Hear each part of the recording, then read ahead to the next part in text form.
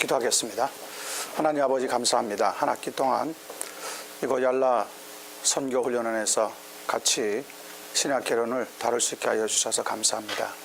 오늘 마지막 시간을 함께 보내는데 저희들에게 남은 시간까지 귀한 은혜를 더하여 주시고 또 성령님의 깨닫게 하시는 그러한 복이 있도록 역사해 주시옵소서. 교회의 머리 되시는 우리 구주 예수 그리스도의 이름으로 기도드리옵나이다. 아멘. 숙제를 아마 내주신 분들도 계시고 오늘 또 주신 분도 계시고 하는데 저는 그거 상관은 없는데요. 제가 쭉 이렇게 다는 아니지만 몇몇 분들의 지도를 살펴보았는데 대부분 다 잘하셨는데 어디에서 약간 혼동들이 있느냐면 사도 바울이 두 번째 선교 여행을 가는 데서 조금씩 혼동들이 있는 것 같아요. 그리고 지도에다가는 그림에는 맞게 도시 이름들을 썼는데 밑에 이제 그 답안 쓰는 데에서는 또 다른 이름들을 막 적어 놓으신 분들도 계시더라고요. 그래서 아마 전체적으로는 아마 다 좋은 성적일 것 같은데 나중에 여러분들에게 숙제를 돌려드리면 다른 부분들은 다 잘하셨는데 아마 두 번째 선교 여행에서는 약간 답들이 좀 오가는 것이 있었다. 그것만 좀 알고 계시면 되겠습니다.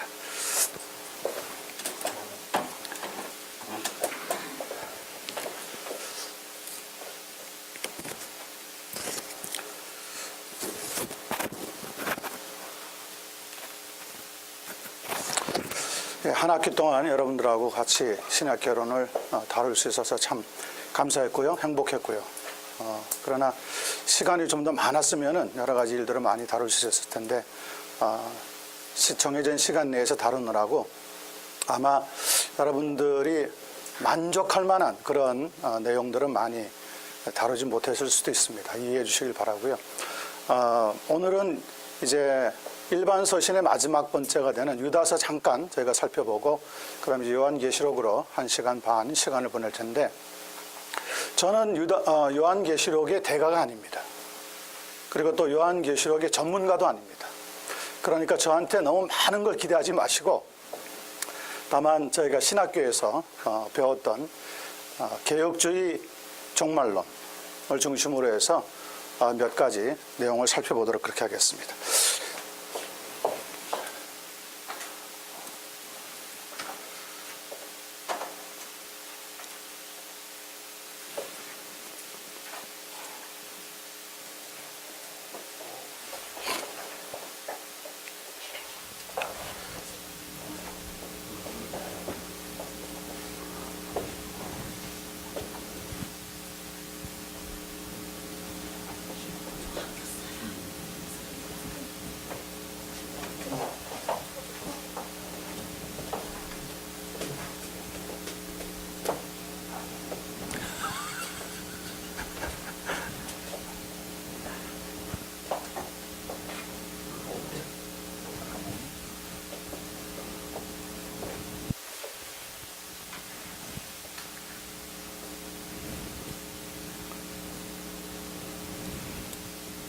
이렇게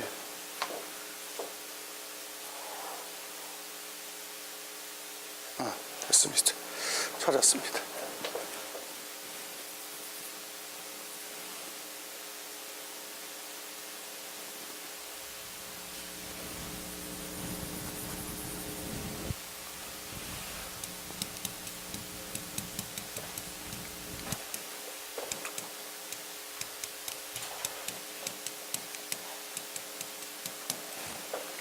유다서는 서신서 중에서는 가장 마지막에 쓴 편지입니다. 유다가 예수님의 동생이라는 사실은 다 알고 계시니까 거기에 대해서 다른 질문은 없을 줄로 생각하고요. 근데 유다서는 짧은 한 장이지만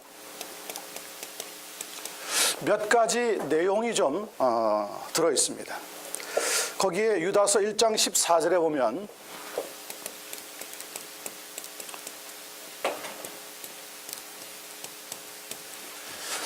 아담의 7세 손 에녹이 어떤 사람인가를 기록해 놓았습니다.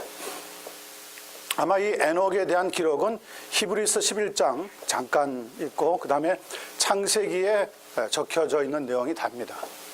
그런데 느닷없이 유다서에 들어오면 에녹에 대한 기록이 나오면서 에녹에 대한 여러 가지 내용들이 몇 가지 나오는데 그 내용에 대한 의문들이 있습니다.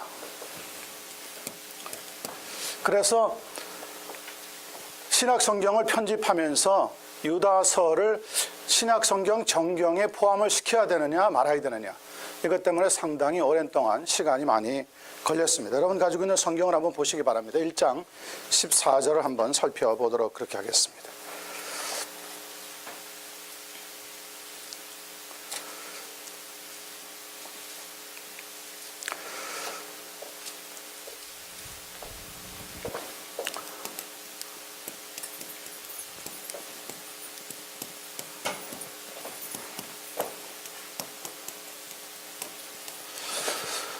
일 장 14절 에녹의 기사와 함께 1장 9절에 또 보면은 미가엘과 마귀의 다툼과 변론에 대한 이야기도 짤막하지만 기록되어 있습니다. 제가 1장 9절 한번 먼저 읽어보겠습니다. 천사장 미가엘이 모세의 시체에 대하여 마귀와 다투어 변론할 때에 감히 회방하는 판결을 쓰지 못하고 다만 말하되 주께서 너를 꾸짖으시기를 원하노라 하였거늘. 1장 9절에 나와 있는 말씀이고요. 1장 14절에 보면 아담의 7세손 에녹이 사람들에게 대하여도 예언하여 이르되 보라, 주께서 그 수만의 거룩한 자와 함께 임하셨나니 이는 무사람을 심판하사 모든 경건치 않은 자의 경건치 않게 행한 모든 경건치 않은 일과 또 경건치 않은 죄인의 죽게 거스리 한 모든 강팍한 말씀을 인하여 저희를 정죄하려 하심이라 하였느니라. 물론 성경을 우리가 읽고 연구해 보다 보면은 상당히 어려운 부분들이 있다는 것은 분명한 사실입니다. 우리가 소위 이야기하는 성경의 난제들입니다. 자, 그런데 1장 9절에 있는 미가엘 천사장과 마귀의 다툼과 변론, 그리고 1장 14절에 나와 있는 에녹에 관한 기사, 이건 어떻게 해석을 해야 하느냐? 이 미가엘과 마귀에 대해서 모세의 시체를 놓고 변론하고 다투었다는 기록은 성경 어디를 봐도 나와 있는 데가 없습니다. 오직 딱 한 군데 유다서 1장에 나와 있는 기록인데 이에 대한 여러분들의 생각은 어떤지 모르겠고 어떻게 배우셨는지도 모르겠습니다. 또 1장 14절에 나와 있는 에녹이 무사람들과 함께 와서 그 시대의 사람들을 정죄하고 또 선포하고 있는 이 사실들을 무엇이라고 우리는 어떻게 해석을 해야 좋을까? 에녹이 정말 그렇게 했다면 성경 어딘가에 그런 기록의 한 부분이 있으면 우리 개혁주의에서 성경 해석학의 근거가 되는 것처럼 성경은 성경으로 해석하는 그런 일들을 저희가 살펴볼 수 있을 텐데 다른 부분의 성경의 기록이 없단 말이죠. 이 유다서 1장 14절부터 살펴보면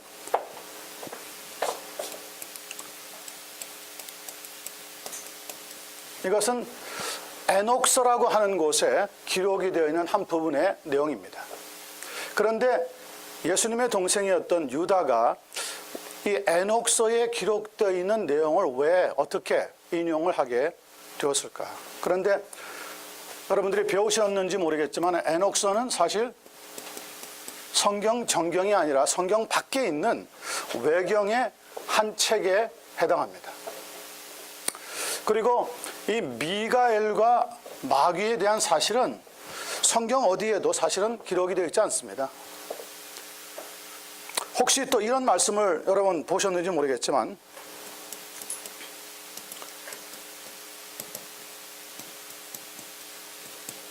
디모데후서 3장 8절을 보면 사도 바울이 거짓 교사에 대해서 책망을 하면서 누구를 예로 들고 있느냐면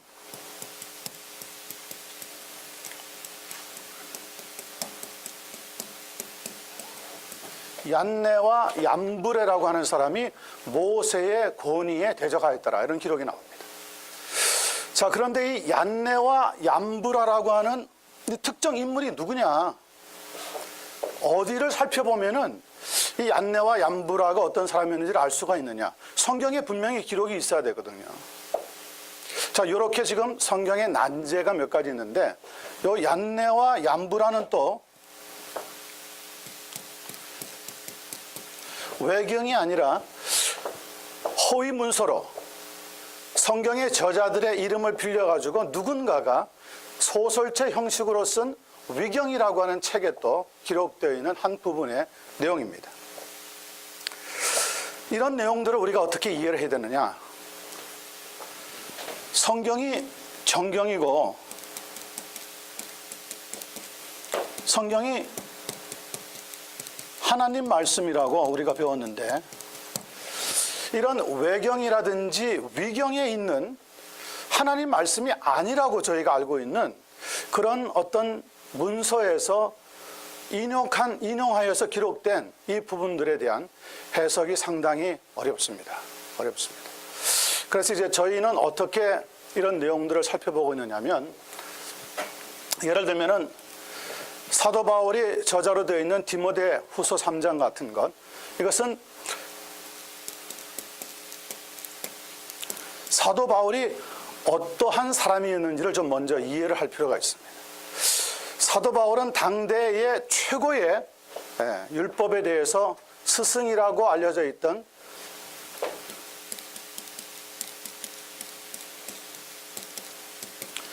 가말리엘이라고 하는 랍비를 통해서 학문을 제대로 배웠습니다.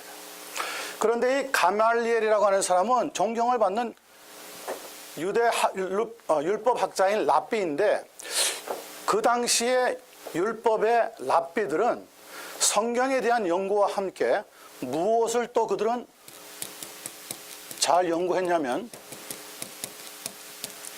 유대인들의 전통에 대해서 박식해야지만 했다고 합니다. 그런데 유대인들의 전통 가운데 하나가 뭐냐면 바로 디모데후서 3장 8절에 있는 것과 같은 얀네와 얌브라라고 하는 이 기록에 대한 내용들이 그들의 고대 문서 가운데 이름이 나온다 그럽니다. 그러니까 사도 바울이 얀네와 얌브라가 누군지는 몰랐겠지만 가말리엘 스승을 통하여서 율법을 배우고 유대인들의 전통을 배우면서 들었던 이야기인 거죠. 오늘 우리가 교회에서 설교하든지 혹은 성경을 가르칠 때 주변의 이야기, 정치적인 이야기, 세계적으로 일어났던 사건들 이야기를 잠깐씩 인용해서 좀 더 쉽게 설명하듯이, 이 가말리엘이라고 하는 사람이 성경에도 정통을 했지만 나름대로 그들이 가지고 있었던 유대인들의 전통에 박식하면서 쭉 고대로부터 내려왔던 이야기들 가운데 이 얀네와 얌브레라고 하는 이름이 등장한다는 거예요. 그러니까 우리는 일단은 첫 번째 어떻게 해석을 하느냐면, 가말리엘 스승과 같은 누구나 다 인정하는 율법 학자를 통해서 배웠던 것들 중에서 일부분을 성령께서 감동하셔서 기록하게 되었다는 것. 또 하나는 성령께서 바울이 고대 유대인들의 전통을 안 배웠다고 하더라도 성경을 기록할 때 꼭 필요한 것들은 감동하셔서 기록하게 하셨다면, 바울이 얀네와 얌브라가 누구였는지는 모르겠지만 성령께서 가르쳐 주실 때 그 감동 가운데 그 이름을 기록하게 되었을 것이다. 성령께서는 쓸모없는 이야기들은 성경 저자들에게 감동하셔서 기록하게 하신 것이 하나도 없단 말이죠. 모든 성경은 성령의 감동으로 된 것으로. 자, 그래서 이 얀네와 얌브라를 이제 두 번째 저희가 해석을 하는 이유는 뭐냐면, 출애굽기서를 보면은 모세가 바로 왕 앞에 가서 10가지 이적을 행할 때 세 번째까지는 이적을 행하는데 바로가 누구를 불러오느냐면 애굽의 술객들을 불러옵니다. 이 술객들은 나름대로 그 당시 학자였고요, 그리고 이적을 행할 수 있는 능력을 가지고 있었답니다. 그래서 모세가 지팡이를 던져서 뱀으로 만들 때 애굽 술객들도 자기네들의 지팡이를 던져서 뱀으로 만들었어요. 물론 모세가 뱀으로 만들었던 것이 애굽 술객들이 만들었던 뱀을 집어삼켜버리는 더 강력한 힘이 있다는 것을 보여주기는 했지만은 그런 거짓 이적이지만 나타내기에 충분한 나름대로의 능력이 있었다는 거죠. 그들 가운데 불려나온 여러 술객들 가운데 아마 얀네와 얌브레라고 하는 그런 고대 애굽 시대에 살았던 술객들이 있었지 않겠느냐. 그렇게 해서 우리는 위경에 있기는 하지만은 그 위경을 사도 바울이 직접 우리가 이렇게 성경을 가지고 있듯이 조사하고 살펴가지고 이 사람들의 이름을 따로 기록해야 되겠다. 그런 것은 아니고 성령께서 모세 시대에 애굽 바로왕 앞에서 거짓 이적을 행하던 술객들 가운데 그런 사람이 있었다는 것을 기억나게 해 주셔서 그 이름을 기록하게 되지 않았을까. 물론 여러 가지 견해가 있을 수 있지만은 그것이 가장 저희가 생각할 때는 합리적인 결론이라고 생각을 하게 됩니다. 마찬가지로 에녹서에서도 마찬가지입니다. 물론 유대인들이 이 에녹서라고 하는 외경을 얼마나 잘 알고 있었는지는 모르지만 그러나 에녹에 관한 고대로부터 구전으로 오럴 트래디션으로 유대인들 사이에서 저런 이야기가 전해져 내려왔다는 것을 알 수가 있는 하나의 발췌할 수 있는 내용이지 저것을 유다가 외경을 읽고 외경에 있는 그 기사만 오려가지고 따로 성경에다가 기록하는 것은 아닐 것이다. 그러므로 이 모든 배경의 뒤에는 성령께서 필요하셔서 감동하심으로 기록하시게 하셨을 것이다. 그 외에 다른 추산이나 다른 이야기들은 우리들의 이해할 수 있는 범위를 벗어나는 거예요. 베드로 사도가 이야기합니다. 사도 바울이 쓴 것들 중에 더러 어려운 것이 있으니 너희가 억지로 해석하려고는 하지 말라. 이런 부분들도 만약에 억지로 해석하려고 하다가는 저희들은 외경이라든지 위경과 같은 성경에서 정경으로 인정하고 있지 않는 문서들과 부딪혀가지고 오히려 혼동을 많이 만들어낼 수가 있습니다. 그래서 성경의 정경의 권위라는 것을 늘 이해하시면서 성경을 좀 다뤄가시면 되겠습니다. 이제 우리가 계시록으로 곧장 들어가도록 하겠습니다. 계시록이라고 하는 것은 reveal 한다고 하는 뜻을 가지고 있습니다. 아포칼립시스라고 하는 계시의 뜻도 있지만은 이 reveal이라고 하는 것은 내가 무슨 새로운 환상을 본 것이 아니라 숨겨져 있던 어떤 것을 하나님께서 우리에게 보여주신 내용이다. 그러니까 계시의 주체는 하나님이시라는 것. 하나님이 보여주시지 않으면 절대로 우리는 계시를 볼 수도 없고 알 수도 없고 깨달을 수도 없다고 하는 사실. 그래서 계시록을 특별히 공부하고 연구하실 때는 하나님께 이 본문의 내용들이 어떤 뜻인지 좀 이해할 수 있도록 가르쳐달라고 많이 기도를 하셔야 됩니다. 무턱대고 주석책 몇 권 갖다 놓고 서로 상호 비교하면서 이 내용은 이것일 것이다, 저것일 것이다, 이렇게 하는 것은 상당히 위험하다는 거예요. 계시의 주체는 하나님이시다. 이것을 우리가 이해하시면서 이 종말론에 대한 이야기를 좀 다뤄보도록 하겠습니다.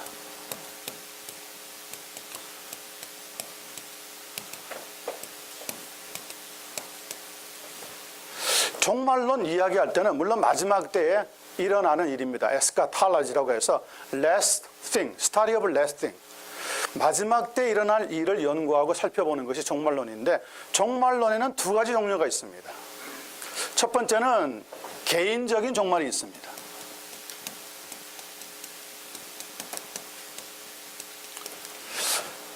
여러분들이 삶을 살아가면서 70, 80, 90 자신의 하나님이 주신 수명을 다 마치고 세상을 떠날 때까지 그 마지막 순간이 개인적으로는 사실은 종말을 맞이하게 되는 겁니다. 그런데 성경에서는 개인적인 종말보다도 지금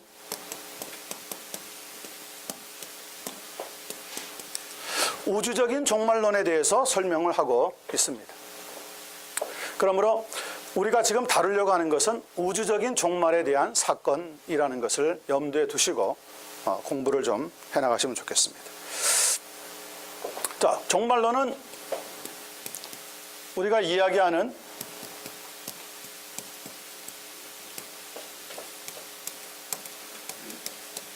신학에서 다루고 있는 것들 중에서 마지막 단계에 있는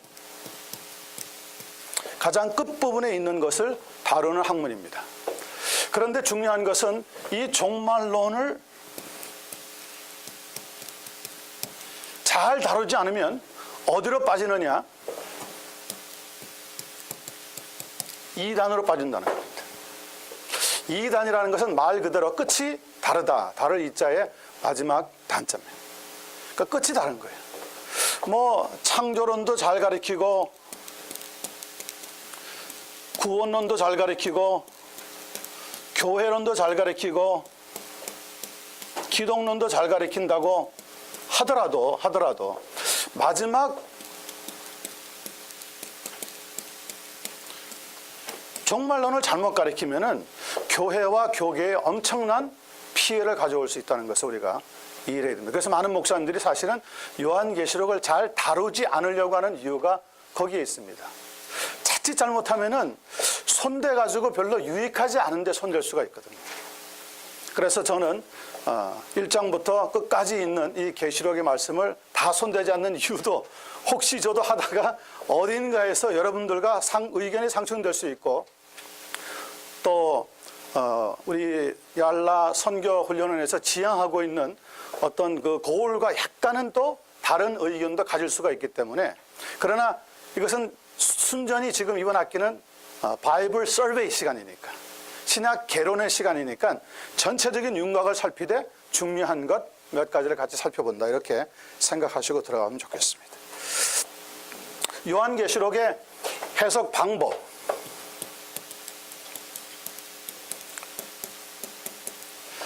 요한계시록은 어떻게 해석하는 게 좋은가? 요한계시록에 대해서 여러분들이 아마 여러 가지 공부하는 방법들을 배우셨을 겁니다. 우리가 소위 이야기하는 이단이라고 하는 사람들은 대부분 극단적인 종말론을 많이 가지고 있습니다.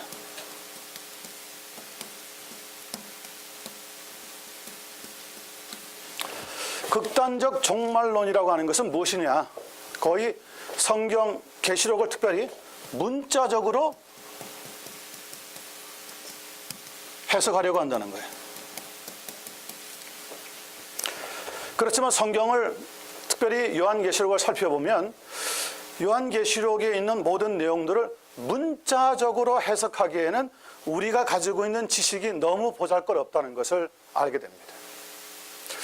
미래에 대한 사건도 우리는 잘 이해를 하기가 어려운 가운데 있지만 더구나 사도 요한이 자기의 영이 하나님 앞에 올라가서 사람이 말할 수 없는 계시에 대한 모든 내용을 들었는데 이 땅의 일도 우리가 잘 모르고 몇십 년 후의 사건도 잘 모르는데 하나님이 하늘나라에서 계시를 줄 때 그 우리가 가지고 있는 제한된 지식 가지고는 전체를 이해하기가 불가능하다는 거죠. 그러므로 이 문자적으로 성경을 해석한다, 특별히 계시록을 문자적으로 해석한다, 이것은 상당히 난해해지고 오히려 더 풀지 않는 것보다 못한 결과를 낳을 수가 있습니다. 자, 그러면 우리는 어떤 방법을 택하느냐? 점진적 해석을 택합니다. 점진적 해석이라는 게 무엇이냐?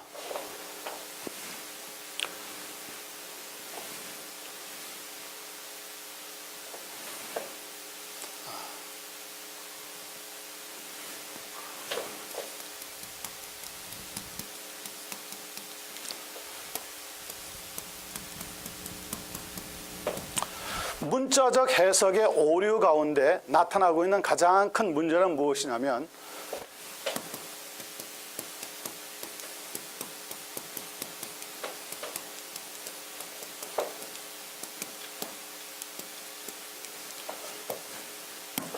현재라고 하는 오늘 이 시간, 이 시점에서 성경을 해석하면서 과거에 일어났던 일,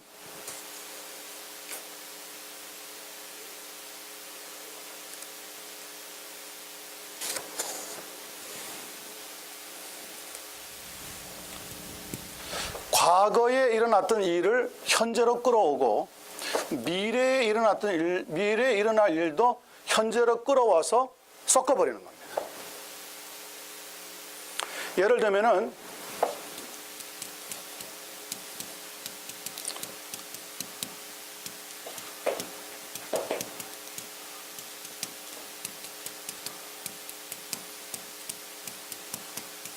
예루살렘의 멸망이라든지 성전 파괴와 같은 사건들입니다. 분명히 역사적으로 일어난 사건이고 오늘 어쩌면 비슷한 일들이 일어날 수도 있습니다. 그러나 이런 일들을 현대로 끌어와 가지고 어떤 나라는 이렇게 될 것이다, 또 저런 나라는 저렇게 될 것이다, 이렇게 해석하는 것은 위험하다는 거예요. 그리고 또 미래에 일어날 일에 대해서는 사실 아무도 정확한 해석을 하기가 힘이 드는데 성경에 있는 몇몇 구절을 미래적인 사건들을 끌어와 가지고 현재에다가 적용시키면서 앞으로 10년 안에 혹은 몇 년, 몇 월, 며칠에 어떤 사건이 일어날 것이다, 이렇게 해석하는 것도 위험하다는 거죠. 하나님은 계시를 주실 때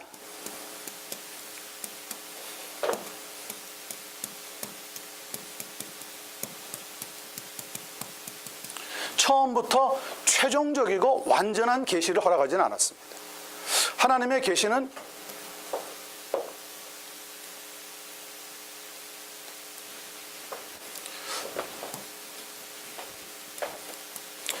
A라고 하는 단계에서부터 Z라고 하는 단계까지 점점점 계시가 발전되어져서 마지막에 최종적인 것이 나타나게 하시지, 과거적인 것, 현대적인 것, 미래적인 것을 막 섞어가지고 성경을 해석할 수 없다는 거예요. 그렇게 하도록 하시지를 않았습니다. 그래서 요한계시록이 사실은 성경 66권 중에서 마지막이요. 신약성경 27권 중에 마지막에 그 위치가 놓여 있는 것도 바로 그러한 이유입니다. 사도 요한이 하나님 앞에 계시의 말씀을 들을 때 무엇이라고 했느냐? 내가 본 것과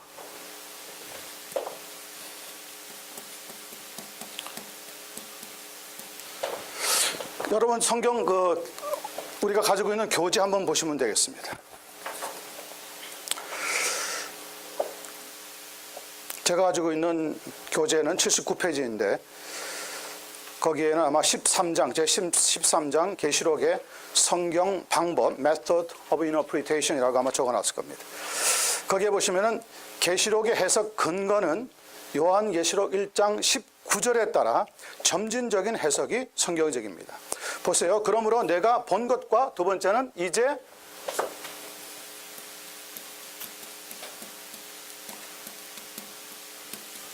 있는 일과, 그리고 세 번째는 장차 될 일.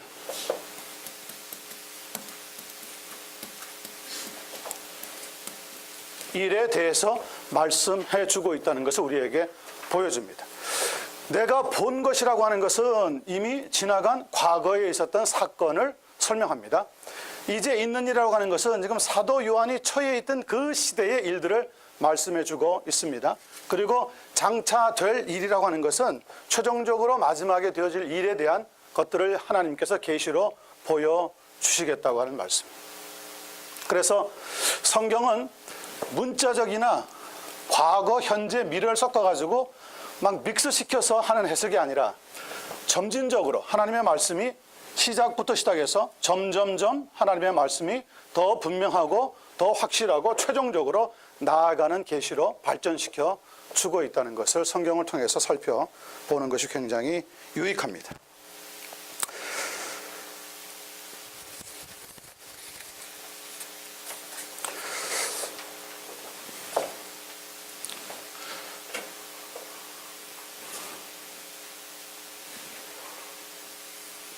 한꺼번에 지울 때는 요거 가지고 하면 됩니까? 됐습니다. 지난번에 했던 건데 이렇게 다.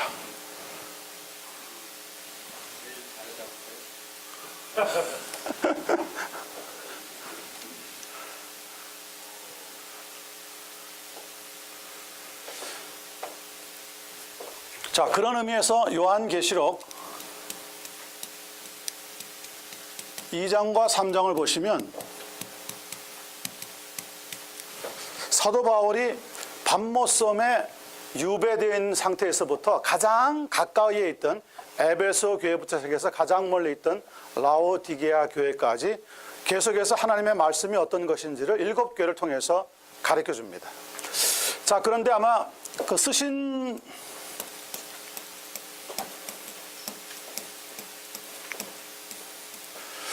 이 7교회를 통해서 벌써 우리가 개혁주의의 성경관과 그렇지 않는 복음주의 혹은 세대주의의 성경관과의 차이가 드러납니다.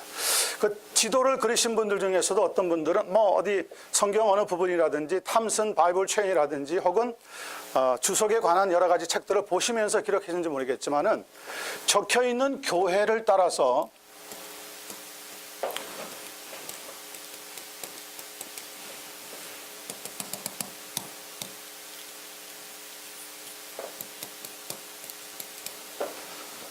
첫 번째 나오는 에베소 교회는 어떤 시대, 뭐 두 번째는 어떤 시대, 세 번째는 어떤 시대, 그리고 마지막에 라오디게아 교회를 가리켜서 오늘의 시대, 이렇게 시대 구분을 해놓는 것을 보았습니다.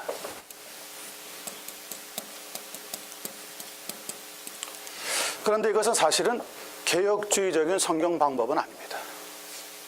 많은 복음주의 교회에서 저렇게 합니다. 저렇게 7교회를 나누고 있습니다. 그러면 우리가 퀘션이 생기지 않습니까? 여기에 나와 있는 교회들은 거의 다 지금의 터키 지방인 소아시아에 있던 교회들입니다. 왜 소아시아에 있던 7교회만이 세대별로 나누어 가지고 7세대로 구분을 해서 설명을 해야 합니까? 자, 우리가 예를 들면은 예루살렘 교회 있습니다. 정말 교회의 어머니라고 부를 수 있는 처음으로 이 땅에서인데 신약시대에 예루살렘 교회는 빠지고 왜 소아시아에 있는 7교회만 딱 등장을 해야 하느냐는 거죠. 사도 바울이 유럽 대륙에 건너가서 처음으로 교회를 플랜팅했던, 개척했던 빌립보 교회는 왜 빠졌습니까? 아니, 더 중요하다고도 볼 수 있는 로마 교회는 왜 빠졌을까요? 이렇게 중요한 교회들을 빼고 계시록 2장과 3장에 기록되어 있는 7교회만을 가지고 첫 번째 교회는 이런 시대를 보여주고 있다. 두 번째 교회는 이런 시대를 보여주겠다. 이렇게 시대적으로 구분하는 것은 합리적이 아니라는 거죠. 이것은 성경에서 가르쳐주고 있는 교회관이 아닙니다. 다만 7교회는 사도 요한이 자신이 섬겼던, 물론 에베소 교회를 사도 바울이 개척을 하고 목회를 하고 떠났고 나중엔 디모데가 와서 목회를 하고 누가가 동력자로도 사역을 하게 됐지만은, 그러나 자신이 나이가 많이 든 다음에 에베소에서 목회했던 그런 교회를 통하여서 대부분이 주로 에베소 교회와 관계되어 있던 나머지 6교회들과의 관련성을 통하여서 회람 편지를 보내면 에베소 교회에서 만약에 출발한다 그렇다면 두아디라, 버가모, 사대 이렇게 교회가 회람용으로 내려갔던 방식을 쫓아가지고 했던 것이지 7교회가 모든 세대의 교회를 대표하기 때문에 기록한 것은 아니라는 것을 우리는 좀 이해를 해야 합니다. 교회 시대적으로 맞추자면 교회사적으로 Church Historical로 우리가 베이스를 해가지고 교회에 좀 구분을 해보자면 그렇게 해도 무리가 있겠지만, 그러나 만약에 한다면은 지금 저는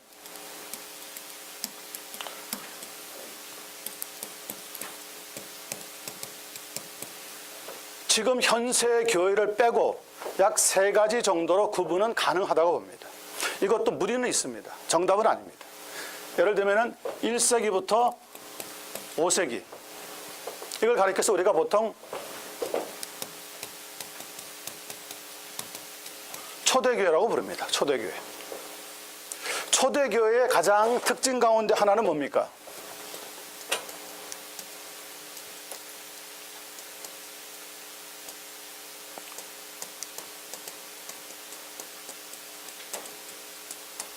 교회가 엄청난 박해를 견뎌내고 드디어 기독교라고 하는 교회가 공인되는 단계가 설명되어 있는 것이 교회사에 나타나고 있는 초대교회의 모습, 1세기부터 5세기에 나와 있는 교회의 모습입니다. 5세기가 끝나가기 직전에 무엇이 무너지느냐면 유대인들이 그렇게 사랑하던 대로마 제국이 무너짐과 함께 교회의 완성되는 모습들이 거의 드러납니다. 자, 두 번째 우리가 나눌 수 있는 것은 6세기부터 16세기까지 약 1000년의 기간입니다. 상당히 시간이 많이 걸립니다. 이걸 가리켜서 우리가 중세교회라고 부릅니다. 중세교회는 무엇이 등장했느냐면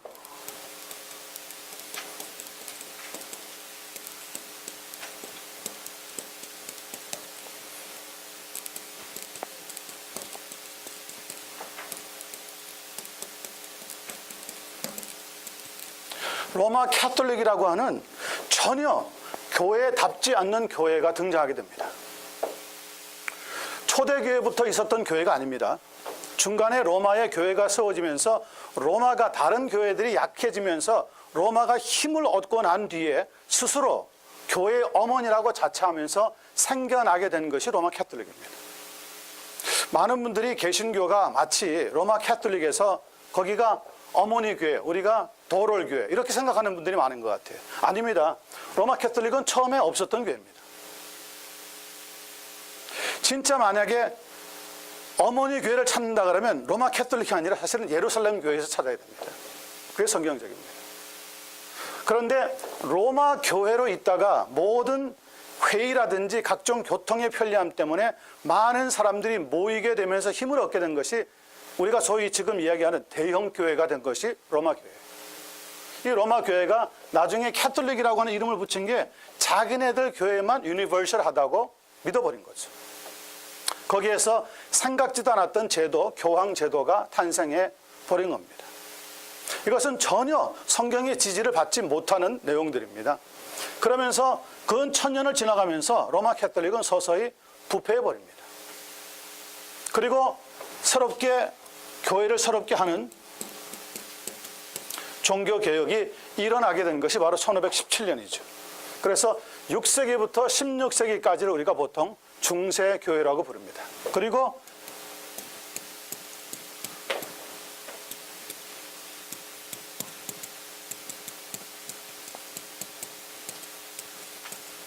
(17세기) 이후부터 20세기, 우리가 21세기를 넘어오기 직전까지를 가리켜서 우리가 근현대교회라고 부릅니다.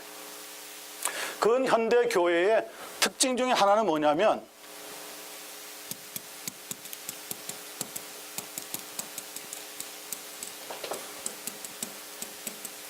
위대한 세기라고 불리우는 선교의 부흥 시대가 찾아오기를 시작합니다. 그리고 교회가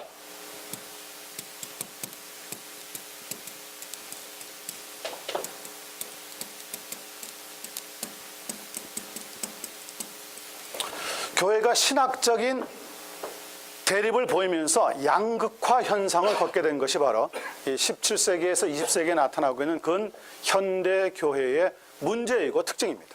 그래서 보수 대 진보라고 하는 아주 두 진영으로 극단적으로 갈리게 되어가지고 성교의 운동이 점점점 약해지고 오히려 신학적인 논쟁이 커져버리는 일이 발생합니다. 그래서 종교개혁 시대가 열리면서 가장 우위를 점하고 있던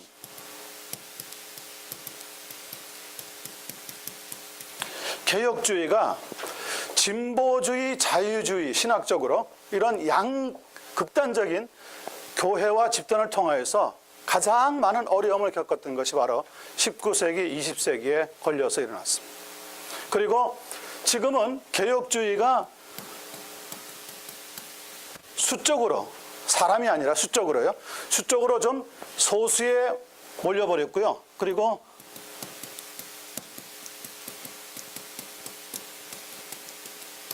진보와 자유 그룹이 다수가 되어버렸습니다. 자, 여기에서 우리가 생각해 볼 수 있는 문제가 나옵니다. 여러분, 지금 20세기에 21세기에 들어와가지고 공산주의가 무너지고 난 뒤에 남아있는 유일한 체제가 뭡니까? 민주주의입니다. 민주주의는 무엇과 맥을 같이 하느냐면 자본주의와 맥을 같이 합니다. 자, 민주주의라는 게 뭐죠? 민주주의? 사람이 살아가는 그 체제에 누가 중심이라는 겁니까? 사람이 중심이라는 거예요. 자본주의의 정의는 뭡니까? 사람이 살아가고 있는 체제에 무엇이 사람을 움직이는 힘이 있다는 거죠? 돈. 그래서 자본주의, 민주주의 국가에서는 누가 행사하느냐? 돈 있는 사람이 힘을 행사하게 되는 거죠. 이것은 무엇과 배치하느냐면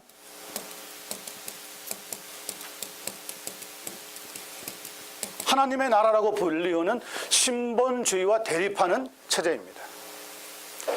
자, 이런 민주주의 국가에 여러분들이 살고 있고 자본주의 국가에 우리가 살고 있기 때문에 교회를 섬기지만 교회도 뭐가 있어야지만 된다고 자꾸 생각하게 만드느냐면 돈이 있어야 된다고 생각합니다.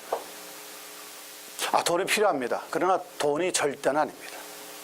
돈 주고 못 사는 게 얼마나 많은데요. 진정한 부모와 자식 간의 사랑을 돈으로 살 수 있나요? 그 계산됩니까? 남편과 아내의 사랑이 돈으로 계산이 되나요? 그런데 민주주의, 오늘 자본주의 국가에서는 남편과 아내 사이를 이혼하게 되면 무엇으로 계산하려고 합니까? 돈으로 계산하려고 합니다. 돈을 많이 주면 그 제도에서 이혼이 허락이 되는 겁니다. 그래서 이런저런 이유를 대가지고 이혼할 거리를 자꾸 만들게 되는 거죠. 이것은 하나님의 창조 질서의 정면으로 도전하는 거예요. 이런 모든 것들이 지금 어디에서 일어나고 있는 일이냐면 바로 계시록에서 보여주려고 하는 종말에 나타나는 현상들이라는 거예요. 이게 계시록이 가지고 있는 아주 중요한 내용 중에 하나입니다. 우리는 공산주의가 무너졌으니까 이제 민주주의만 남았다. 여러분, 천만에요. 민주주의도 하나님으로부터 심판을 받습니다. 자본주의도 하나님의 심판을 받아야 됩니다. 지금 자본주의가 이전에 있었던 사회주의, 공산주의보다 더 못합니다. 민주주의라는 게 뭡니까? 사람이 중심이니까 사람이 다수가 되면은 소수를 억눌러도 문제가 안 됩니다. 예를 들면 지금 우리가 있는 얄라 이 선교 훈련원 센터에 돈 있는 자본주의가 이걸 다 사가지고 큰 공장이라든지 호텔을 지으려고 합니다. 그러면은 그 사람들이 제일 먼저 하는 게 뭡니까? 주변에 땅을 사기 전에 그 주변에 살고 있는 주민들을 찾아가서 설득을 합니다. 돈을 줘서 설득을 시킵니다. 그래서 나중에 여기 부지를 확보하고 뭘 지으려고 그럴 때 반대하지 못하도록 하는 거예요. 왜 그렇습니까? 사람의 다수가 표를 행사하니까. 그런데 이것을 반대로 한번 바꿔보자고요. 여기다 우리가 교회를 짓고 싶습니다. 정말 공터도 좋고 사람이 찾아오기도 좋은 요지입니다. 교회를 짓고 싶습니다. 그런데 우리는 그렇게 기도하고 여기다 세웠으면 좋겠다고 생각하고 시에다가 애플리케이션을 집어넣지만 이 주변에 있는 주민들이 반대하면 어떻게 됩니까? 주민들의 50%만 반대하면 공청회를 열어가지고 못하게 만듭니다. 아니, 호텔을 지어가지고 여기에 막 이상한 일들이 막 생기는 것이 더 이 시 전체를 볼 때 유익할 거, 아니면 교회가 생겨서 여기에 정말 이것을 위해서 기도하고 정직하게 거룩하게 진실되게 살려고 하는 사람들을 자꾸 배치를 하는 게 유익할까요? 민주주의가 가지고 있는 힘이라는 건 사람이기 때문에 사람의 투표로 우리가 교회를 세우고 싶어서 교회를 세우지 못하게 만들고요. 어디에다가 뭘 하고 싶어도 그곳에 가지 못하도록 만들 수 있는 것이 바로 민주주의가 가지고 있는 제도적인 문제라는 거예요. 어떤 면에서는 정말 사회주의가 성경적입니다. 위험한 얘기지만 문제는 이 제도를 움직이는 사람이 더 큰 문제와 위험을 만들었기 때문에 그 제도가 이 땅에서 사라지게 된 것이지, 자본주의는 사실은 비정상적인 제도입니다. 그런 의미에서 우리가 성경을 보면은 성경에 아주 가장 강력하던 사치스럽고 용화스럽던 나라가 망하는 것이 나옵니다. 바벨론이야. 큰 성 바벨론. 물론 그 바벨론은 영적인 상징이기 때문에 로마를 가리키는 것은 분명합니다. 그 1000여 년 동안 유럽에서 가장 강력한 힘과 영광을 자랑하던 로마가 하루아침에 무너지는 일이죠. 물론 북쪽에 있던 게르만 민족들이 훈족을 통하여서 같이 들어오면서 로마가 주저앉긴 하지만, 그러나 그 모든 것은 하나님이 간섭하지 않으면 일어날 수 없다는 것을 계시록은 분명히 우리에게 보여주고 있습니다. 그런 내용들을 가지고 우리가 교회사적으로 구태여 나누어서 본다면은 그럴 수 있다는 것을 우리가 좀 생각을 하면서, 일곱 교회가 꼭 일곱 세대를 의미하는 것은 아니라는 것을 좀 이해를 했으면 좋겠습니다. 자, 그리고 이제 조금 더 저희가 다루려고 하는 것이 바로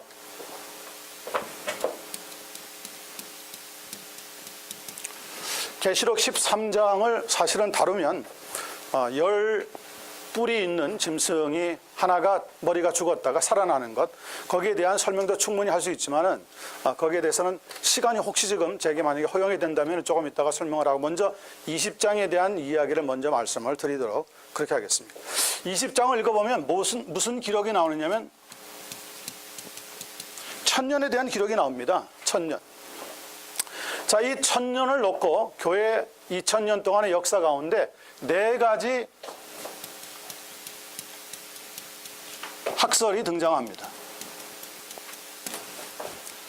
첫 번째 등장하는 것은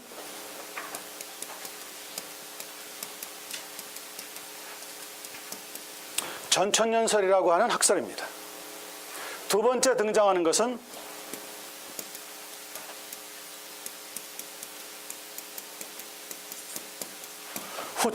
후천년설이라고 하는 학설입니다. 그리고 세 번째 등장하는 것이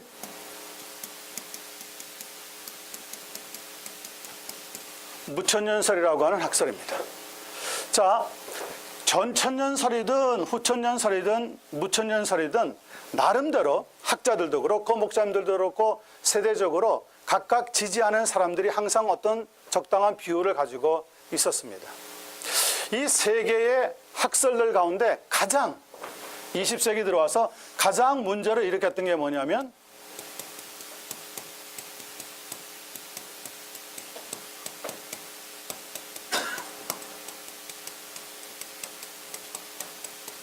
세대주의적 전천년설입니다.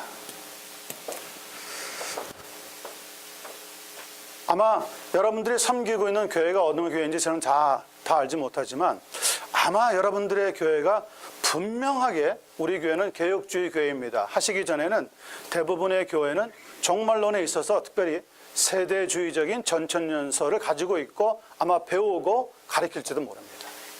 그만큼 전천년설에 대해서 많은 비율이 교회들마다 퍼져 있습니다. 특별히 한국교회가 전천년설, 세대주의적인 전천년설의 영향을 많이 받았는데요. 그 이유 중에 하나는 선교사님들 때문에 그렇습니다.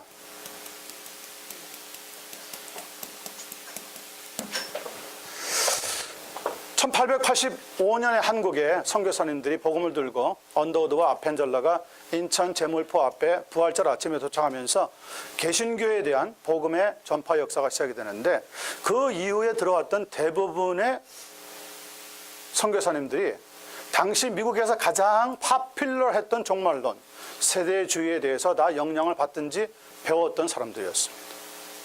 그래서 상당히 한국적인 기독교가 보수적이면서도 다른 분야보다도 이 종말론 계시론에 들어와서는 세대주의적 전천년설을 많이 그동안 배워오고 집회라든지 사경회에서 가르쳐 왔습니다. 지금 세상을 떠난 몇몇 분들은 제가 직접 청년 시절에 21, 23살 때 교회 생활 막 하면서 이 요한계시록을 공부할 때 오셔서 가르쳐 줬을 때 지금 생각해 보니까 다 세대주의적 전천년설을 가르쳤던 것이 분명합니다. 세대주의적 전천년설에서 가장 많이 강조하고 있는 단어가 휴거라고 하는 단어입니다. 휴거. 아마 들어봤을 겁니다. 미국에서도 Rapture라고 하는 휴거라고 하는 책이 상당히 파퓰러하게 팔린 적이 있습니다. 자, 여러분, 휴거라고 하는 책을 읽고 나면은 제일 먼저 느껴지는 감정이 뭡니까?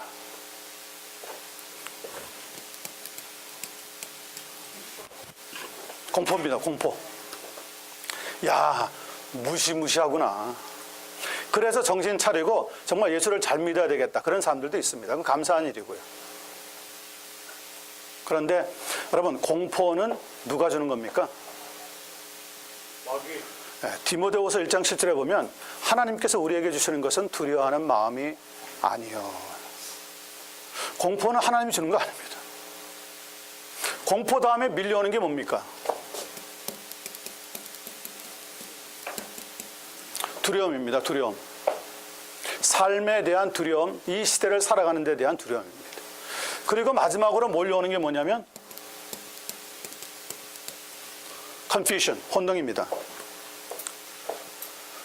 자, 저는 이 세대주의적 전천년설에서 가리키고 있는 이 휴거는 진짜 비성경적이라고, 말이 안 됩니다. 하나님께서 이 세상을 지으실 때 6일 창조를 통하여서 질서 있게 첫날, 둘째 날, 셋째 날 이 세상에 존재해야 되는 프레임을 다 만들어 놓고 하늘과 땅, 대지, 바다, 그리고 공기 등등을 다 만들어 놓고 그 다음엔 넷째 날, 다섯째 날, 여섯째 날엔 거기에 합당하게 살아가야 되는 생물들을 설계하듯이 딱 정확하게 질서 있게 과학적으로 창조하신 것을 우리가 볼 수 있습니다.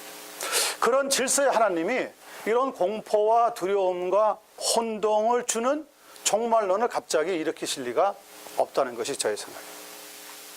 또 세대주의적에서 가장 강조하는 게 뭡니까?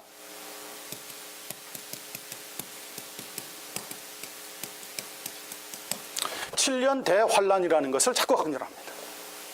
7년 대환란은 언제 일어납니까? 우리가 보고 있는 게 아닙니다. 세대주의에서는 7년 대환란을 어떻게 보고 있느냐면 세대주의는 이렇게 봅니다. 구약 4,000년, 신약 2,000년. 왜 이런 계산을 해내게 되었을까요? 나름대로 세대주의적 전천년설을 지지하는 분들도 나름대로 성경을 많이 연구한 사람들입니다. 성경에 알짜무시기고 아무것도 모르기 때문에 갑자기 뭘 만들어낸 게 아니라 나름대로 성경을 열심히 연구를 한 사람들입니다. 그래서 6일 창조를 가지고 프레임을 만들었습니다. 그리고 이 하루, 또 다른 성경을 찾아가지고 하나님께는 하루가 몇 년 같다 그랬습니까? 1000년 같고 그 단어를 그대로 문자적으로 적용을 해서 구약과 신약을 각각 4,000년과 2,000년으로 만드는 거예요. 그래서 이 세상은 6,000년으로 끝이 나고, 그리고 곧장 하나님의 나라가 이루어져야 하는데 하나님의 나라가 갑자기 이루어지기에는 세상에 무리가 많다는 거예요. 그래서 요 사이에 무엇을 집어넣느냐면 갭을 집어넣습니다. 갭. 6,000년이 끝나면 일단은 누가 오신다고 주장을 하느냐면 예수님께서 재림하시는데 이 땅에 재림하시는 것이 아니라 데살로니가 전후서에 있는 이야기를 가지고 먼저 공중에 재림하셨다는 거죠. 공중에. 그리고 이 땅에는 갭이 있는데 이 갭이 7년 동안이라고 하는 대환난의 기간을 지나가고 난 뒤에 7년 환난이 끝나면 거기에서 천년 왕국이 이루어지게 된다는 거죠. 자, 그래서 이 7년이 문제입니다. 7년. 왜 7년이 필요하느냐? 이 7년 동안에 하나님께서는 누구를 단련시켜서 구원하시려고 하는 계획을 가지고 있느냐? 그러면 유대인들입니다. 유대인들에 대한 단련이 필요하다고 보는 거예요. 자, 그러면 이 7년 대환난이라고 하는 것이 일어나기 직전에 예수님은 공중에 재림하시고 그 다음에 성도들은 교회와 성도는 휴거를 당하고 믿지 않는 사람들과 유대인들은 바로 이 7년 대환난이라고 하는 기간을 지나가야 한다는 거죠. 그리고 나면은 7년이 지난 뒤에 예수님이 이번에는 다시 어디로 내려오시냐면 땅으로 내려오시는데 바로 그것을 가리켜서 그들은 예수님의 지상 재림이라고 가르쳐주고 있는 거죠. 자, 이런 일련의 어떤 시간 타임 프레임, 패노라마와 같이 펼쳐지는 이런 타임 플랜을 정확하게 그림을 그려서 제시하고 설명하는 사람들이 대부분 죄송하지만 세대주의적인 전천연설을 가지고 있는 사람들의 입장이고 견해이고 주장입니다. 자, 그러면 이런 모든 시간적인 타임 프레임이 성경에서 지지를 받고 있느냐? 성경에서는 이런 지지를 하고 있지 않다는 겁니다. 자, 첫째, 예수님께서 자기 자신이 오실 때 공중재림과 지상재림 두 번으로 나누어서 각각 다르게 오겠다고 말씀하신 적이 한 번도 없습니다. 그럼 이거는 누가 만드는 겁니까? 순전히 사람이 타임 스케줄을 만들어낸 겁니다. 예수님이 만약에 두 번 오신다고 얘기했다면 사복음서의 제자들에게 말씀하셨어야 됩니다. 그런데 예수님은 한 번도 자신의 지상 재림에 대해서 두 번 각각 나누어서 한 번은 공중에 오고 한 번은 또 7년 뒤에 지상에 내려오겠다고 말씀하신 적이 없습니다. 그러므로 이 이중 재림은 성경적이 아니라는 것을 우리가 분명히 이해를 해야 합니다. 그리고 어느새 감사하게도 벌써 넘어가 버렸습니다.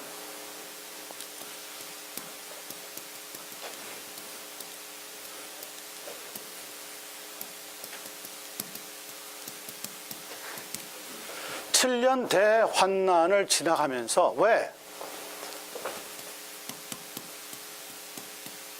유대인들이 따로 구원을 받아야 하는가?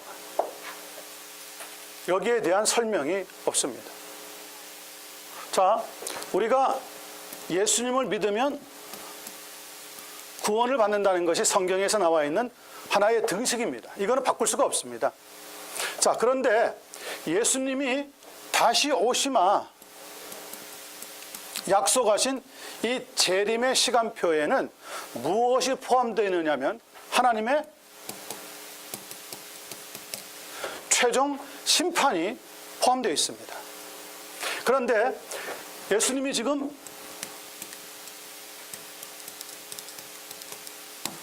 공중에 오시든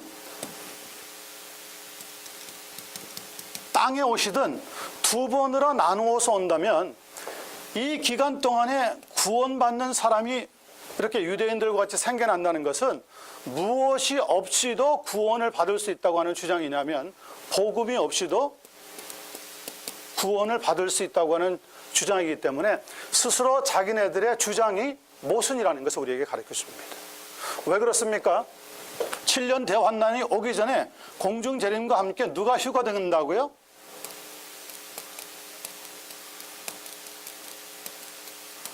교회와 성도가 휴거되고 만다는 거예요. 그래서 대환난을 성도들은 겪지 않는다는 거죠. 그러면 퀘스천이 나옵니다.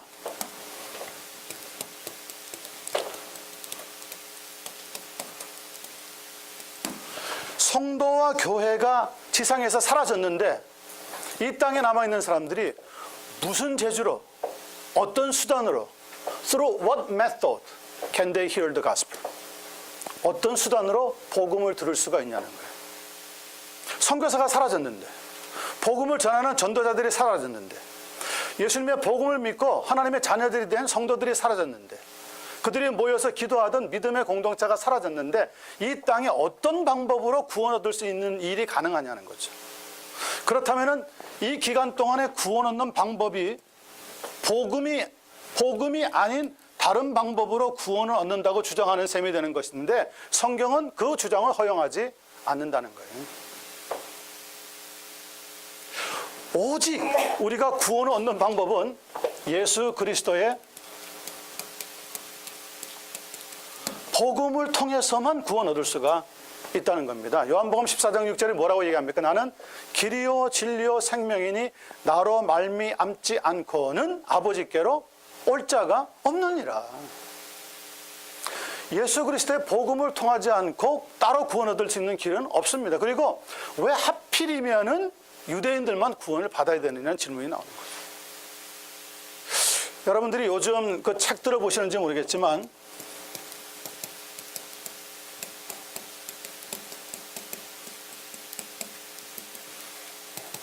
Back to 예루살렘 이런 책이 나오죠. 상하 1, 2권이 나왔습니다.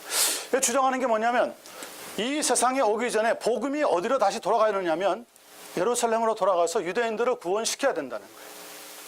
물론 유대인들이 구원받아야 되는 것은 맞죠. 그런데 왜 복음이 꼭 다시 예루살렘으로 돌아가서 유대인들을 반드시 구원시켜야 하느냐고 하는 질문에 대해서는 대답을 주지 못하고 있어요.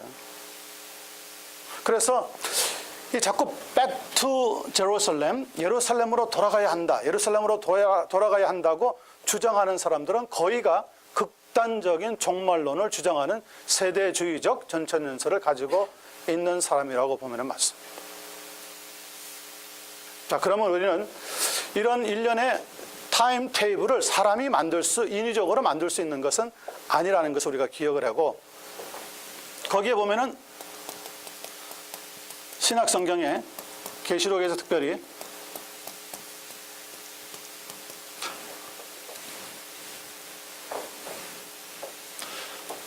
한 때와 두 때와 반 때, 3년 반, 혹은 42달, 혹은 1260일 등등 나와 있는 이런 모든 숫자들, 요한계시록에 나와 있는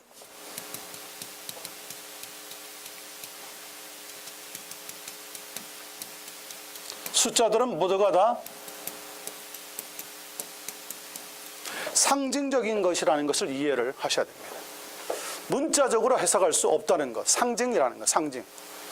자, 그러면은 3년 반, 42달, 1260 이런 숫자들은 모두가 다 어디에 해당하는 숫자를 우리에게 보여주고 있느냐면 신약 교회 동안에 있는 일들에 대한 말씀들을 우리에게 가르쳐주고 있습니다. 14만 4천, 예를 들면은요, 구원받는 사람 숫자에 대해서 나옵니다. 14만 4천. 14만 4천이라고 하는 것은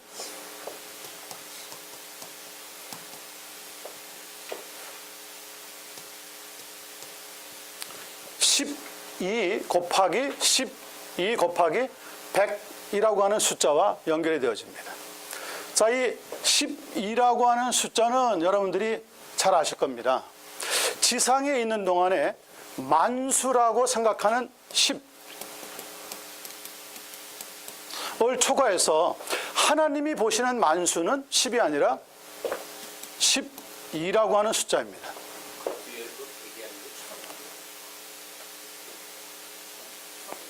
천인가? 144에 1000. 그래요? 14만 4천. 맞습니다. 오케이. 저보다 훨씬 더 수학적인 계산이 빨리 돌아가시는데. 오케이. 자, 만수에 해당하는 땅에서 만수라고 보는 12와 하나님이 보고 있는 만수인 12는 차이가 있습니다. 자, 12라고 하는 숫자는 무엇과 무엇이 합쳐진 숫자냐면 3과 4가 합쳐진 숫자입니다. 그런데 이 3이라고 하는 숫자는 누구에 관한 숫자냐면 삼위일체 하나님에 관한 숫자입니다. 3. 2라고 하는 숫자는 무슨 숫자죠? 2. 2는 사실 1 더하기 1입니다. 2라고 하는 숫자가 생각나는 사람이 있을 겁니다.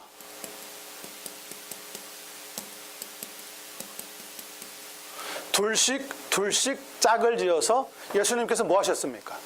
전도하러 보냈습니다. 그러므로 이거는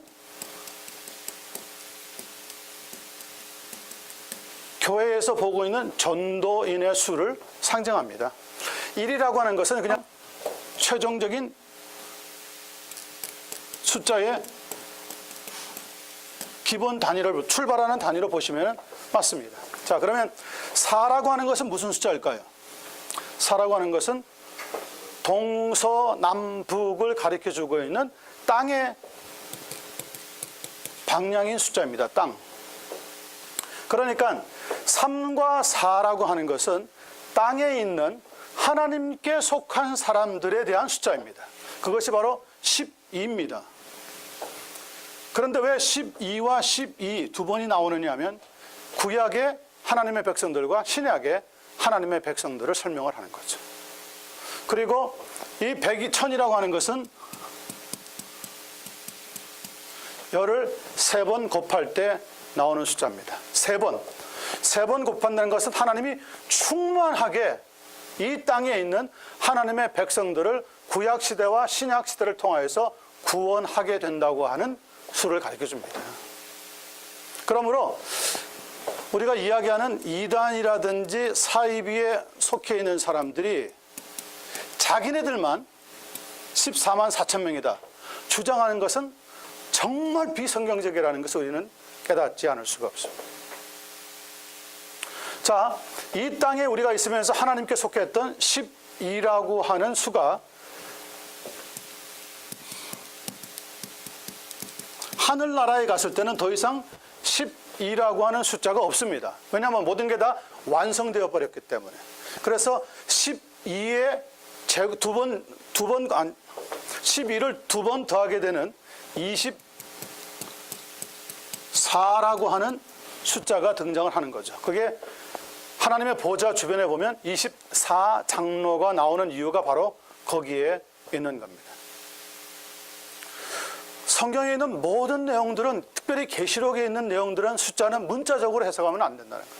그래서 다 상징을 가리키고 있다고 보아야 합니다. 사람의 수, 짐승이 가리켜주고 있는 사람의 수를 성경에는 뭐라고, 계시록에 뭐라고 적혀 있느냐면 666이라고 적혀 있습니다. 여러분, 이 6이라고 하는 숫자 어디서 많이 보시지 않았어요?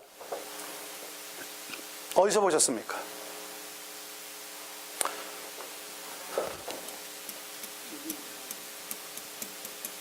요한복음 2장을 보면 유대인들의 결례에 따라서 물을 담아놓는 항아리가 있는데 항아리가 모두 몇 개입니까? 6개 있습니다. 6개.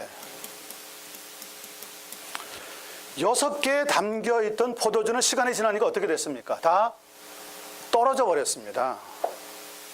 자, 구약에 가지고 있던 모든 좋은 것들은 사실은 다 한계가 있을 수밖에 없다는 것이 하나의 영적인 해석입니다. 그때 이 세상의 주가 되시는 예수님께서 그 통에다가 물을 다시 다 갖다 부으라고 설명합니다. 그리고 그 항아리에 갖다 부은 물을 연회장에게 갖다 주라 그랬더니 이렇게 갖다 주는데, 갖다 주는데도 아직 물입니다. 그런데 연회장은 그 물로 되어 있는 것을 마셨는데 뭐라고 얘기하느냐면, 이렇게 좋은 포도주를 어떻게 아직까지 가질 수가 있느냐 칭찬을 합니다.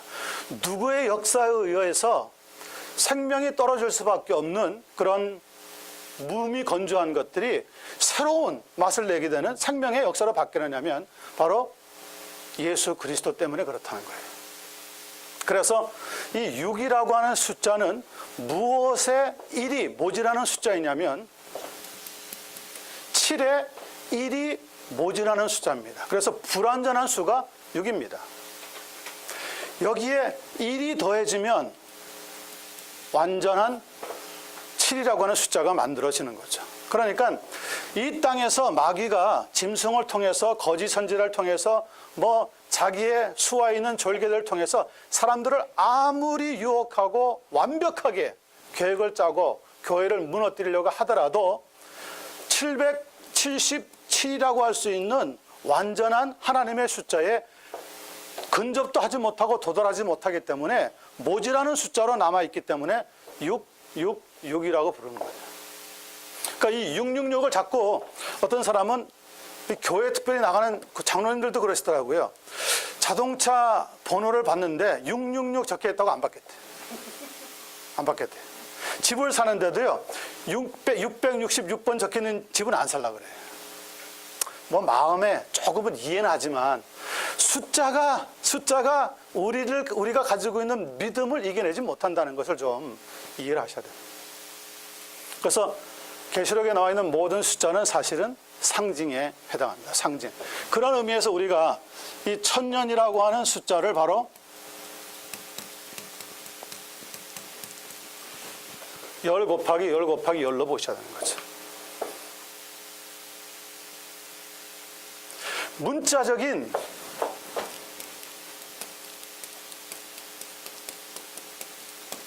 말씀드린 것처럼 문자적인 1000년으로 해석을 하면은 계시록은 굉장히 어렵게 되어버립니다. 그러므로 이 1000년은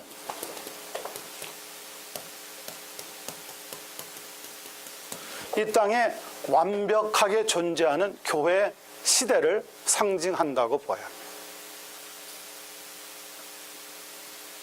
1000년이라고 하는 시대 동안에 교회 시대가 열리게 되는 것을 보여줍니다. 그런데 여기에 이 1000년 왕국 동안에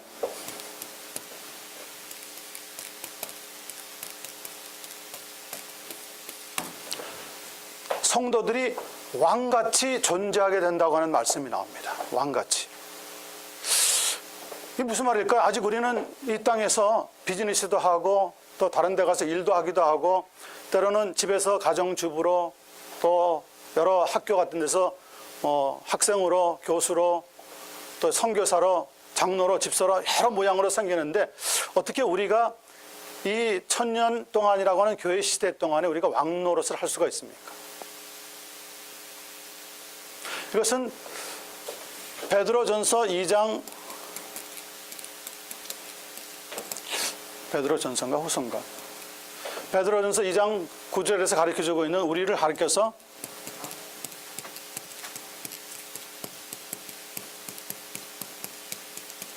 문제는 왕 같은 제사장이라고 하는 말씀을 먼저 기억해야 합니다. 우리는 왕은 아니지만 왕 같은 제사장으로 부름 받았다는 것을 성경이 먼저 우리에게 정의를 해주고 있습니다. 두 번째, 예수님께서 십자가에서 죽으실 때 창세기 3장 15절에 있는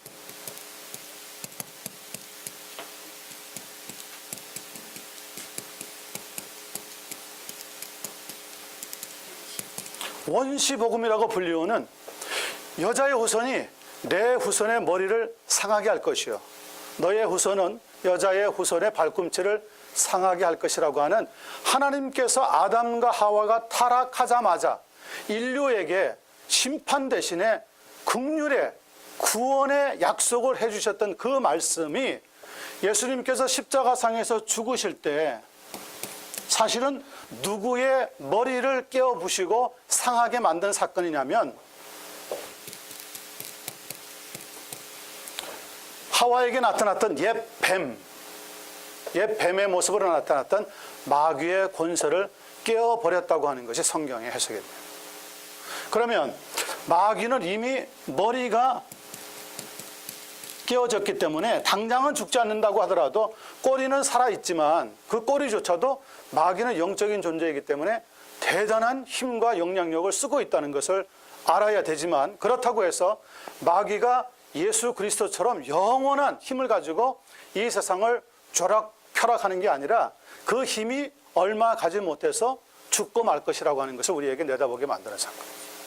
그러면 자, 예수님의 죽음으로 인하여서 마귀의 권세는 이미 깨어져 버렸습니다. 마귀가 사람들에게 힘을 통하여서 혹은 그의 권세를 통하여서 우리에게 공포를 주고 두렵게 하고 긴장하고 떨게 만드는 게 무슨 권세냐면 죄와 사망과 세상이라고 하는 권세를 가지고 있습니다. 죄를 통하여서 우리에게 도전합니다. 너 하나님의 사람이라 그러면서 죄 지을 수 있어. 그래서 우리를 참소하는 거죠. 하나님 앞에 고자질합니다. 우리에게 죽음을 통하여서 너 이제 죽을 거야. 죽게 되는데 네가 무슨 일을 할 수 있겠냐. 우리에게 죽음이라고 하는 공포를 심어주면서 마귀는 유혹합니다. 네가 세상에서 잘 살려면 돈이 있어야 돼. 이렇게 해서 끝없이 미혹하는 게 마귀가 가지고 있던 권세입니다. 이러한 권세들이 바로 예수님이 죽으실 때 다 이미 깨어져 버렸다는 거예요. 이거를 공포해 주는 게 뭡니까? 예수님께서 부활을 통하여서 승리를 우리에게 공포해 주신 사건이죠. 자, 그러면 이 세상에 공중권세 잡은 자요, 이 세상 왕이요, 신이라고 자처하던 마귀의 권세가, 머리가 깨어져 버렸습니다. 상했습니다. 그러면 예수 그리스도와 그의 예수 그리스도를 믿는 성도들은 이미 이 땅에서 무엇으로 사느냐? 왕 같은 하나님의 사람으로 사는 거죠.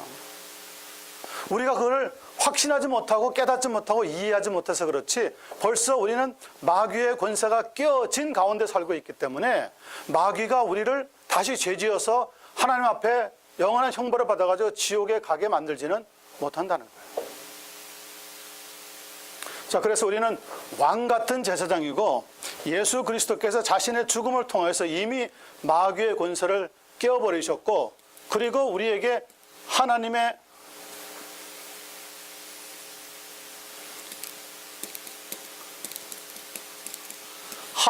나라를 우리가 기업으로 받을 수 있도록 이미 약속해 주셨습니다. 그래서 우리가 하나님의 나라에 지금 왕 같은 제사장으로 살아가고 있는 거죠. 그래서 어디에 가든지 우리는 복음으로 승리의, 죽음에 대한 승리의 소식을 선포하는 왕 같은 전권 대사가 된 겁니다. 그래서 천년이라고 하는 기간은 바로 우리가 생각하는 예수 그리스도와 함께 성도들이 왕 같은 제사장으로 살아가고 있는 세대라는 것을 깨닫게 되어집니다. 자, 이제 우리 한 10분 정도 시간이 남았는데요. 여러분께서 혹시 말씀하든지 질문할 게 있으면 해주시면 조금 질문을 대해서 받고 그 다음에 정리하도록 그렇게 하겠습니다. 제가 안 드렸어요? 없었어요? 네, 그게 저기 일반 서신까지만 있었군요. 이거 어떻게 하나. 예, 제가 그럼 목사님 통해서 이메일로 보내드릴 테니까요. 언제든지 목사님한테 와서 남은 부분들을 받아가시면 되겠습니다. 미가엘 천사가 미가엘 마귀가 쫓겨난 그 시점이 주변 십자가 그 시점으로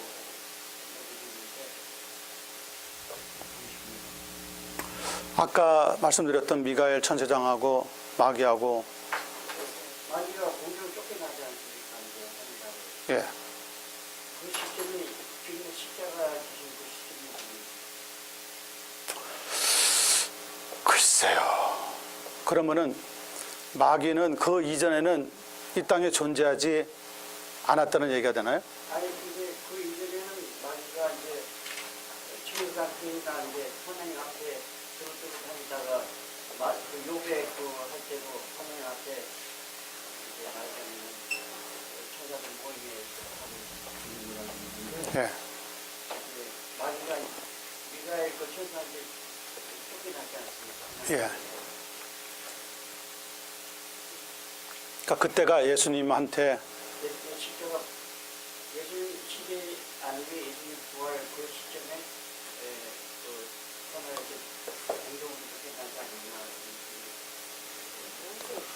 지금도 하늘에 깨는 사람 땅에 떨어졌잖아요. 그래가 돈 벌지 말고 멋대로 하는데 예수님이 오시고 대가리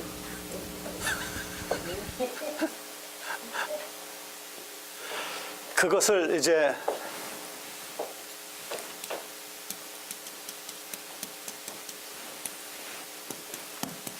역사적인 어느 한 시점에 마귀가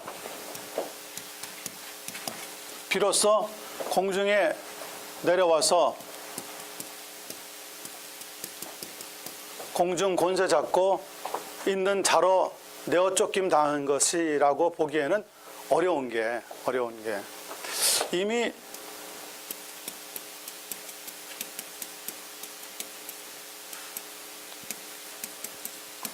구약 시대에도 마귀가 존재했거든요. 그러니까 이제 마귀가 두루두루 요배 시대에 두루두루 다녔다고 그러잖아요. 예. 예. 그러니까 근데 지금은 두루두루 안 다니나요? 지금은 하나님 나라에 이제 그 올라갈 수 있는 거 아니에요. 그때는 이제 요배 시대에는 하나님 그 회의에 이제 뭐 참석을 했다고 했는데요. 지금은 올라가지 못하지 않을까. 왜 그렇게 생각하시죠?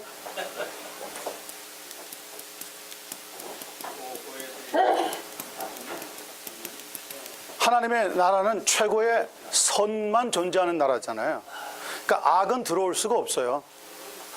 근데 마귀는 벌써 악의 존재가 되어버렸는데 하나님 앞에 가서 또 막 두루두루 다니고 참수하고 하고 이제는 못하고 그렇게 하는 것은 아니라고 생각이 되는데.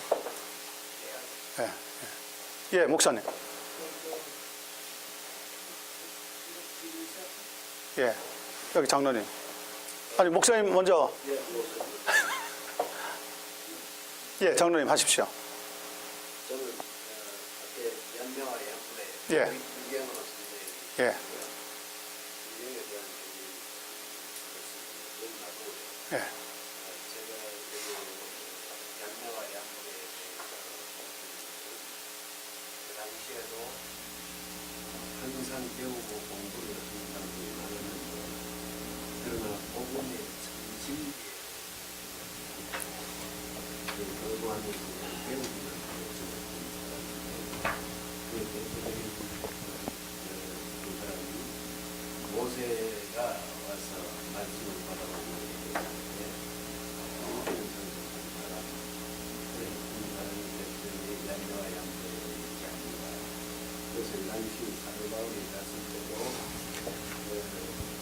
너무 쉬운 말로 하면 이성적인 사람들이 많이 있어가지고 그래서 사도 바울은 이성적인 사람들을 이렇게 비판하는 하나의 방법으로 모세 시대도 양녀와 양녀는 자기 머리만 믿고 믿음이 없었다.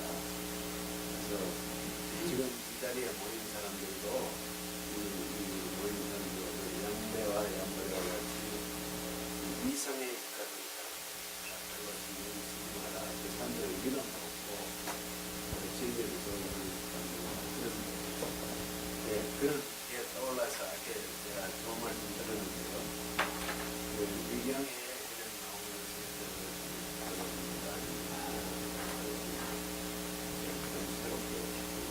예, 예, 목사님. 예,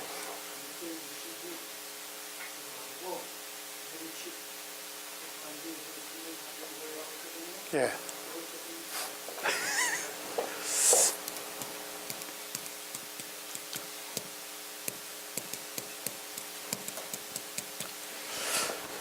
저희 오렌지 카운티 교회 협의회에서 이제 모여서 이 666과 페리칩의 관계에 대한 이제 여러 가지 대화들을 나누고 나서 작년인가에 저희가 신문에다가 광고를 냈었는데 페리칩과 666과는 아무런 상관이 없다. 나름대로 이제 그렇게 오렌지 카운티 교회 협의회에서는 오피셜하게 견해를 발표했습니다. 저는 666과 베리칩이 직접적인 관계는 없을 줄 몰라도 간접적으로는 있으라고 봅니다.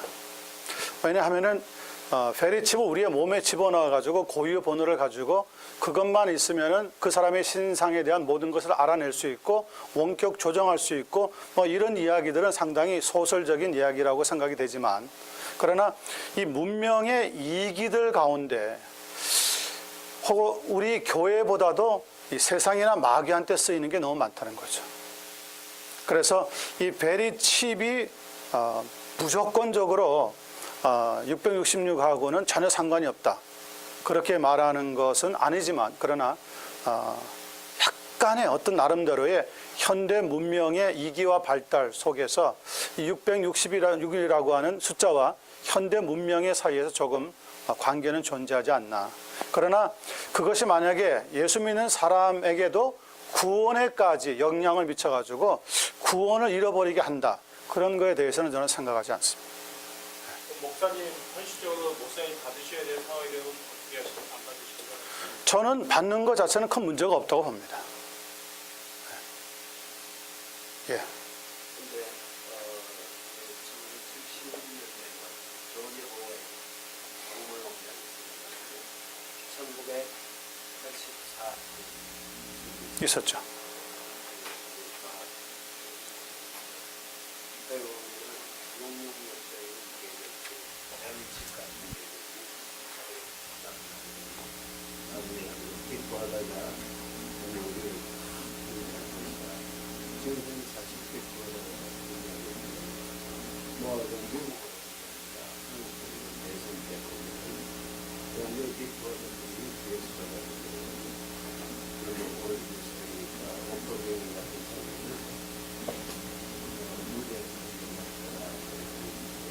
그 참모자들이 시기를 붙이는 거지. 너의 여기라는 소단이 제일 보여가지고. 이게 조지 오웰의 1984 비슷하게 그런 생각이 들어요. 왜냐하면 80년대 초반에 조지 오웰의 1984년 소설가는 엄청난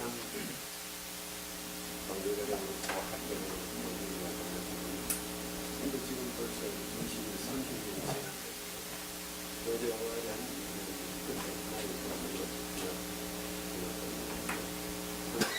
예. 뭐 장로님이 나름대로 이제 그렇게 이야기하시는 것도 생각하시고 이해하는 것도 있겠지만은 60년대, 70년대 한참 뭐가 나왔냐면요.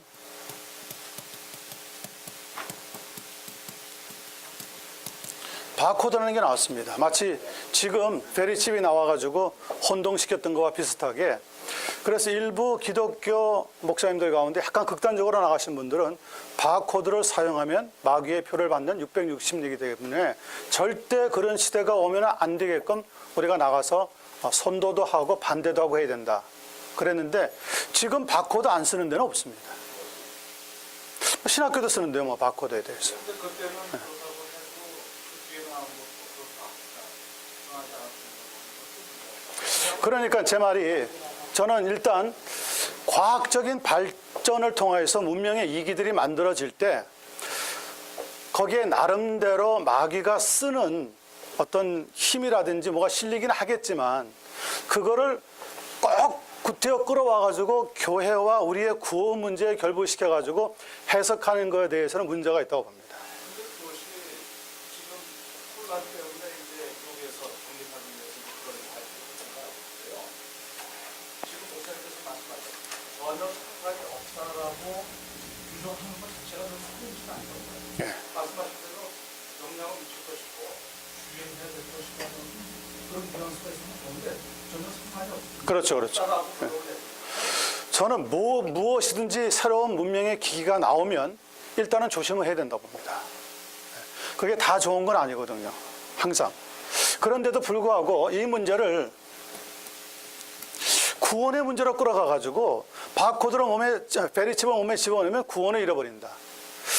그렇게 된다면은 예수 그리스도의 피를 흘리고 사신 우리의 값진 영혼, 영생의 문제가 인간이 만든 베리칩 때문에 무효가 된다는 것은 말이 안 되지 않을까요? 예. 요한계시록에 그 이마하고 오른손에다가 그걸 한다는 있잖아요. 그러니까 제가 어떻게 아까도 제가 말씀을 드렸지만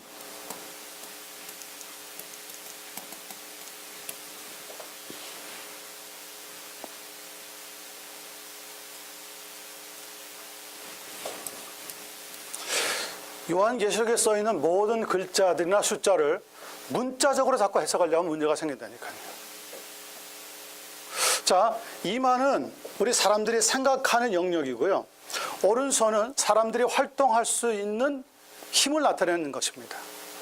그러니까 사람들이 생각을 하고 힘을 가장 잘 사용하는 이 오른손 쪽에 관한 모든 것들의 행동에 제약이 묶인다는 것이지, 우리한테 여기에다가 정말 문자 그대로 어떤 표인지 모르지만 표를 딱 붙이고 오른손에다가 표를 붙이니까 그것이 우리의 눈에 만약에 구별이 되어가지고 보게끔 하는 것 정도로까지 나온다는데 그걸 만약에 모르는 바보가 있을까요? 저는 그렇지는 않다고 생각합니다.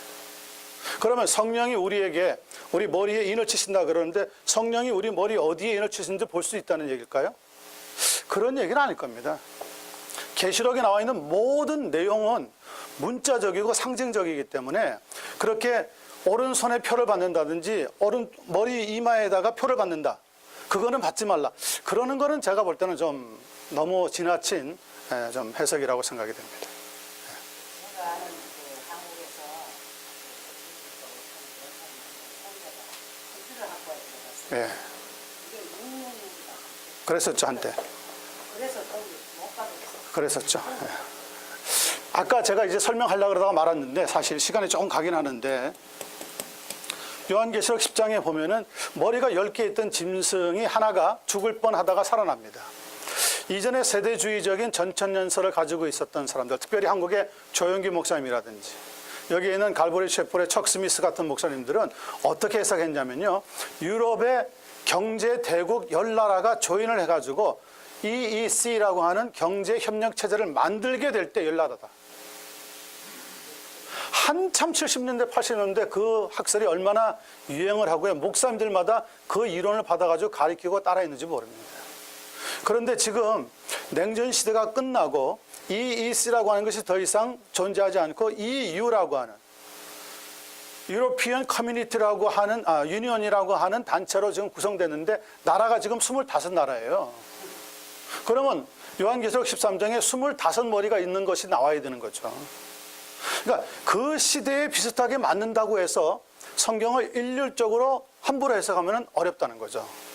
그것은 비성경적이 되기 때문에 우리는 상당히 지극히 조심하지 않으면 안 된다는 것을 결론적으로 말씀을 드리고요. 이 시대의 베리칩이 굉장히 지금 중요하게 느껴지는 것 같지만 또 한 3, 40년 지나고 난 뒤에 보시면 아마 바코드와 같은 그런 모습으로 또 주저앉을지도 모른다는 것이 일반 우리가 교회에서 가지고 있는 생각입니다. 여기까지 이제 계시록까지 정리해서 마치도록 하겠습니다. 나중에 질문 있으면 개별적으로 혹은 저한테 이메일로 보내주시면 되겠습니다. 기도하겠습니다.